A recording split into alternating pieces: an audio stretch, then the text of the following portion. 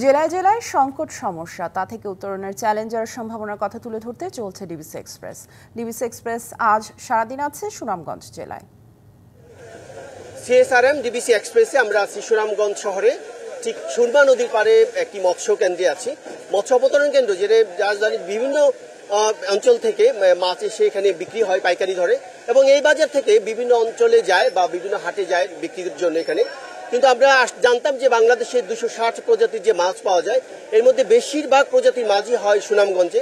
বিশেষ করে সুনামগঞ্জের যে মিষ্টি সুস্বাদু পানি এবং বৃষ্টির পানি যে সুস্বাদু মাছগুলো এখানে বিক্রি হয়, কিন্তু আমরা এখানে জেনেছি এখন সেই পরিমাণ মাছ আর পাওয়া যায় না।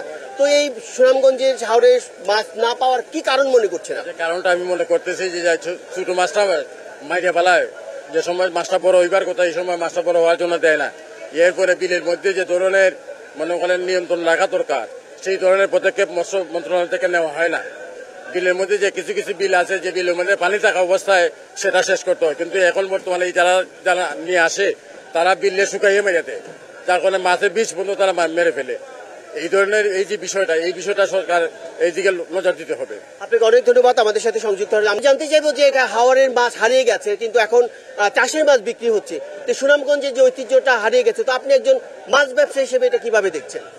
আমাদের সুনামগঞ্জের অবস্থানটা হলো বিভিন্ন টাইমে বন্যা হয়, যেমন 22-এর বন্যা, 20-এর বন্যা, ক্ষতিগ্রস্ত হওয়াতে চাষের মাছটা খুব কম হচ্ছে।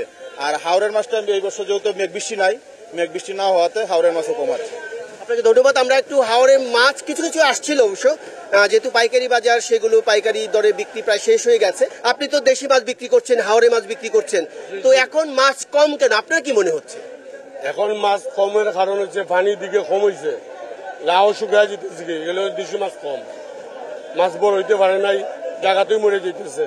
মানে আমরা সবকিছু ঐতিহ্য আমরা হারাতে বসেছি। আসলে দিন দিন যে মাছের ঐতিহ্য সুনামগঞ্জের, সেটা যেমন নষ্ট হয়ে গেছে, তার পাশাপাশি এখানে যে হাওরের যে একটা সুনাম ছিল, সারা বাংলাদেশে যে সুনামগঞ্জের সুনাম ছিল, সেটিও হারিয়ে গেছে।